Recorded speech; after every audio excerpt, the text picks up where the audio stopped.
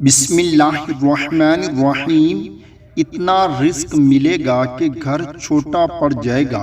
حضور اکرم صلی اللہ علیہ وآلہ وسلم نے ارشاد فرمایا، فجر کے بعد 100 مرتبہ پڑھا کرو، سبحان اللہ و بحمدہ، سبحان اللہ العظیم، استغفر اللہ۔ ایک صحابی نے عرض کیا کہ یا رسول اللہ صلی اللہ علیہ وآلہ وسلم، دنیا نے مجھ سے پیٹھ پھیر لی ہے۔